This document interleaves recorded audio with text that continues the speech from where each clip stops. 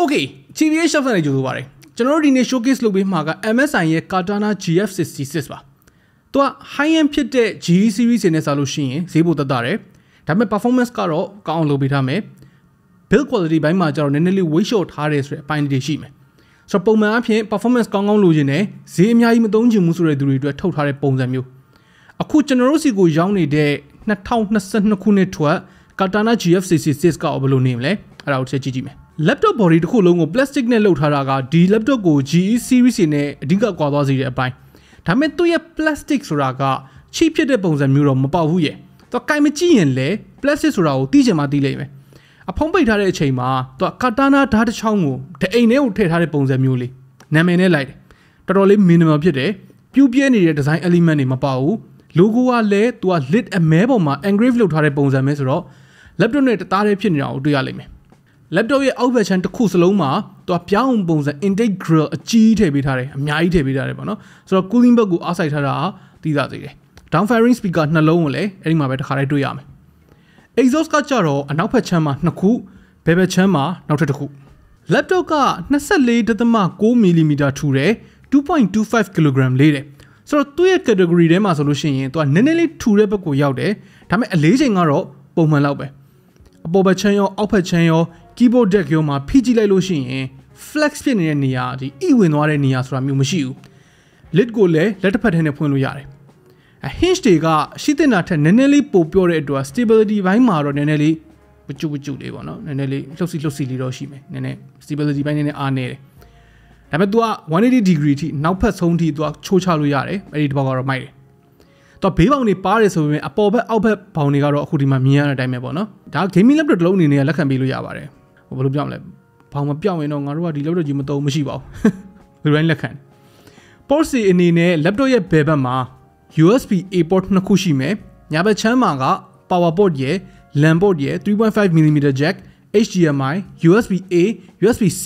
အဲ့ပါတယ်အကုန်ပါတယ်ပေါ့ပြောရမယ်ဆိုရင် SD card reader လွဲလို့ရှိရင်ပေါ့ကျန်တာတော့အကုန်စုံစုံလင်းမယ် keyboard မှာသူက number ခက်သေးသေးလေးကိုကြက်ညက်လေးထည့်ပေးထားတယ်တခြား key တွေကသူက space ကျဲတယ်ဆိုပေမဲ့ key travel ကတော့အရင်မများတဲ့အပြင်သူ feedback ကလည်းနည်းနည်းတော့ပြော့တယ်ဗျ MSI characteristic ဗျတိလားအဲ့ဒါ backlit ကိုလည်း तू က red color တစ်မျိုးလေးပဲရတယ်ဆိုတော့ gaming laptop ဆိုတာကိုတော့မသိမသာလေး तू ပြပေးနေတော့မယ် trackpad ကတော့အခုခေတ် laptop တွေအနေနဲ့တော်တော်လေးကိုသေးတယ် gesture တွေသုံးရတာမှာအကျင့်လေးရသွားရင်တော့အဆင်ပြေတယ်ဒါပေမဲ့ mouse နဲ့ပဲသုံးဖို့ကတော့ပုံများပါတယ်ဒီလို laptop ကလေကိစ္စမရှိပါဘူး display ကကြတော့ तू က 15.6 inches full HD 144Hz IPS panel viewing angle အဆင်ပြေတယ်45 degree လောက်အထိပြောမယ်ဆိုတစောင်းကြီးကြည့်တာလောက်အထိကို color shift ဖြစ်တာပါညာမရှိသေးဘူး color ဘိုင်းမှာကျတော့သူက sRGB 53% လောက်ထိပဲဆိုတော့ coverage နည်းတယ် photo editing video editing လိုမျိုးအယောင်မှန်ဖို့လိုတဲ့အပိုင်းတွေမှာအဆင်ပြေမှာမဟုတ်ဘူး creative work သုံးဖို့ဆိုတာထက် gaming laptop တီးတဲ့ပုံစံမျိုးပိုပေါက်တယ်ပေါ့နော် brightness ကကြတော့သူက250 nits ဝန်းကျင်လောက်ရှိတယ်ဆိုတော့အပြင်မှာထိုင်သုံးတာဗရင်ပေါက်နားမှာကတ်သုံးတာအဲ့မျိုးတွေမှာတော့တိတ်အားမရတော့ဘူးindoor usage အတွက်ကတော့ကော့ကိုအခန်းထဲမှာထိုင်ပြီးတော့ game ဆော်တာလောက်တော့ကတော့လုံလောက်ရှိတယ် speaker တွေကအတန်ကျဲတယ်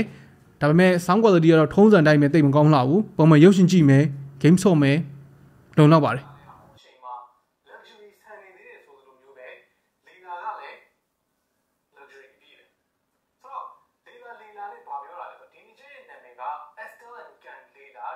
performance ဘိုင်းမှာကဒီ laptop က Intel ရဲ့ Core i7 12700H CPU နဲ့လာတယ် 12700H ဆိုတာ Intel ဘက်မှာလူသုံးတော်တော်များတဲ့ laptop CPU ဘာဖြစ်လို့လဲဆိုတော့14 core 20 thread ကိုမှသူက benchmark တွေမှာတော်တော်လေးကိုကောင်းတယ်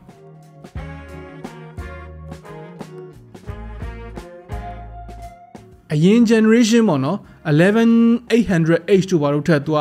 15% 25% လောက်ထိပိုမြန်တယ်Ryzen 9800H ထက်လည်းနည်းနည်းပိုမြန်တယ်ဆိုတော့ performance ဘိုင်းမှာဒီ CPU performance မှာပေါ့နော်ဒါဆရာကြီးလို့ပြောလို့ရတယ် CPU intensive work တွေအတွက်တော်တော်လေးမိုက်တယ်တိတ်မမိုက်တာက